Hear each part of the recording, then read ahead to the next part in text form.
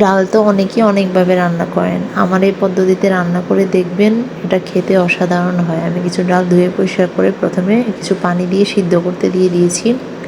ডালগুলো অনেকটা সিদ্ধ হয়ে আসলে এতে কিছু পরিমাণ পেঁয়াজ কুচি, একটা টমেটো ফালি এবং একটা কাঁচামরিচ ফালি দিয়ে নিব। দেওয়ার পরে এখানে হাফ চা চামচ লবণ, হাফ চা চামচ হলুদ গুঁড়া দিয়ে নিব।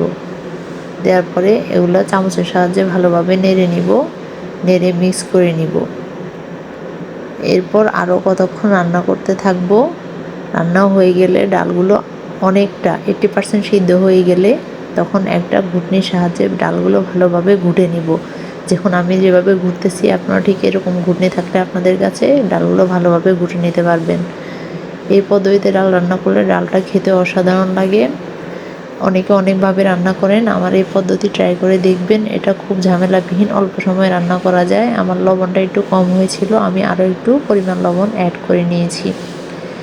এরপর এখানে আমি ধনে পাতা কুচি দিয়ে দিয়েছি। ধনে পাতা ডালের মধ্যে দিলে এটা খেতে অসাধারণ লাগে, এটা সুন্দর একটা ফ্লেভার আসে। ধনে পাতা দেওয়ার ফলে ডালের কালারটাও দেখতে অনেকটা সুন্দর লাগে। এরপর ধনে পাতা দেওয়ার পর আমি খুন্তির সাহায্যে আবার ধনে পাতাগুলো নেড়ে চেড়ে মিক্স করে আরও কিছুক্ষণ রান্না করব। এরপর রান্না করা হয়ে গেলে আমি ডালে বাগার দেওয়ার জন্য বাগারটা রেডি করে নিব। বাগারটা রেডি করার জন্য আপনাকে কিছু পেঁয়াজ কুচি এবং কয়েকটা রসুনের টুকরো নিয়ে নিতে হবে।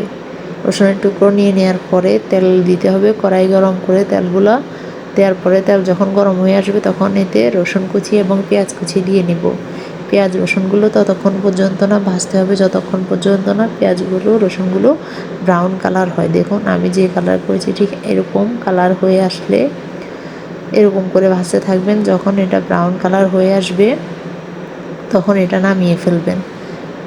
আমার যখন রসুনগুলো এই পর্যায়ে কালার হয়ে আসছে আমি তখন এগুলা ডালের মধ্যে এভাবে দিয়ে নিব। আমি ঠিক যেভাবে দিচ্ছি ঠিক একইভাবে দিয়ে নেবেন। এভাবে করে ডাল রান্না করে দেখেন, এর স্বাদ অসাধারণ হয়। এরপর আমি বাগারগুলো দেওয়ার পরে খুন্তির সাহায্যে একটু নেড়ে ছেড়ে দিব। বাগারগুলো নেড়ে ছেড়ে দেওয়া হয়ে গেলে আমার ডাল রান্না রেডি হয়ে যাবে। খাওয়ার জন্য পুরোপুরি প্রস্তুত আমার ডাল। আমার ডালের কালার যা সুন্দর এসেছে আপনারা দেখে বুঝতে পেরেছেন এটা কতটা টেস্ট আসবে।